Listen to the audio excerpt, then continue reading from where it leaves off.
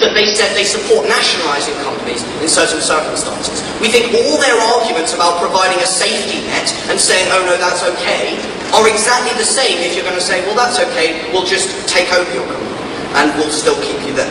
But I'll talk about that later. So then we have this whole moral hazard issue. And first of all, we don't think it applies because under our model, we are going to get rid of these managers. We are going to get rid of these CEOs. When we take over these companies, we're going to fire them. No manager or CEO wants to be fired, and therefore they have no incentive to act in this manner.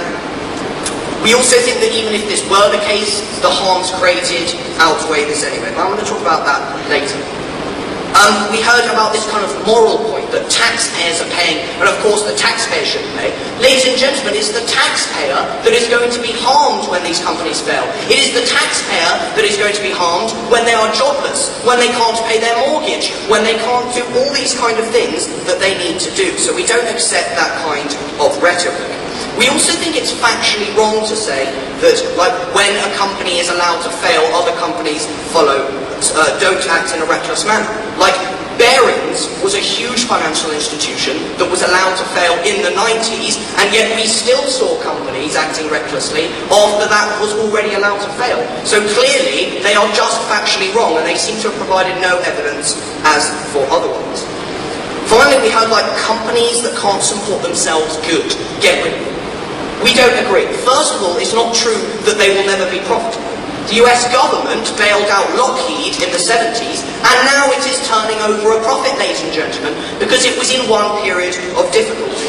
And we also think there are cases when these managers could not have foreseen the circumstances. Could the CEO of American Airlines have foreseen that 9/11 would have completely ruined the airline industry for the next few years? No, he could not, ladies and gentlemen. Yes, sir? But isn't it true that it's good business practice to save for a rainy day? Sir, we don't think that good business practice is letting all the employees and all the people that rely on these companies get harmed by what you're proposing. And that's what I'm going to talk about now. First, I'm going to start with looking at businesses that are critical to a local or regional economy. Because what we see is that in many communities, there is one main employer, and it's catastrophic if that employer is allowed to fail. In the short term, we just see that people within that company lose their jobs and suffer. We're talking about ordinary people not being able to pay their mortgage and having their homes repossessed. But what we see in the medium term is even more worrying. We see that other companies in these areas also have to lay people off. Companies that, for example, supplied that original company, or local shops and other things that rely on the money that was generated from that original employer. And therefore we see literally over 50% of people in these areas becoming unemployed. Now this has even worse long-term consequences. What we see is that adults in these areas that have lost their jobs lose feelings of self-worth. They feel they can't even provide for their own families. And studies have shown that these have very dire psychological consequences. We see problems with depression, with suicide rates going up, with alcoholism, with drug abuse. These are not things that we want to see happening. No, thank you. There's another issue though, and that issue is children. Children in education who have no role models and no aspiration because all the adults they know are not in employment. And we're not just talking hypotheticals here, ladies and gentlemen. We've seen this happen before. We've seen this happen in Western Pennsylvania, for example, when certain towns relied so heavily on the steel industry that was allowed to fail, that still now, even though the problem happened in the 80s, we are still seeing problems in these communities. The other issue is that these problems persist, because no employer wants to go into an area where there is such degradation of the workforce. Yes? So, does Team England today support the restructuring of failing companies? What we support is keeping companies going, even at a loss, if it enables people in these communities to continue with their livelihoods, to continue to be able to feed their children, and to continue to be able to make money. But what we think is that in the long term, it is more likely that people will get jobs under our model, because you create workforces which are unemployable.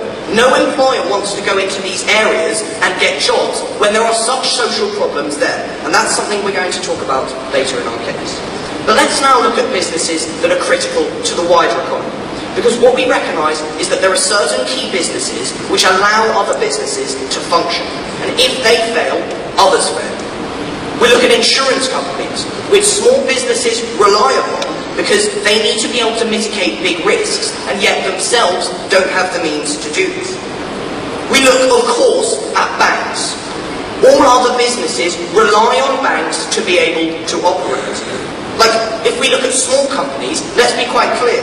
If you have a plumber, right, and he has a loan on his plumbing van, which is called in early, he can no longer be a plumber. That is simply how it works. But if we look at the wider effects on market confidence, we see even more of an issue. We see that allowing the failure of, for example, Lehman Brothers saw all the other banks also losing a lot of value in the stock market because no one had any more confidence in the system.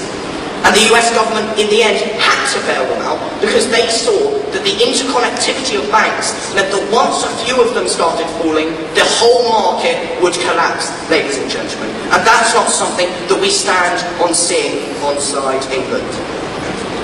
Under their model, you tell off naughty CEOs and reckless managers.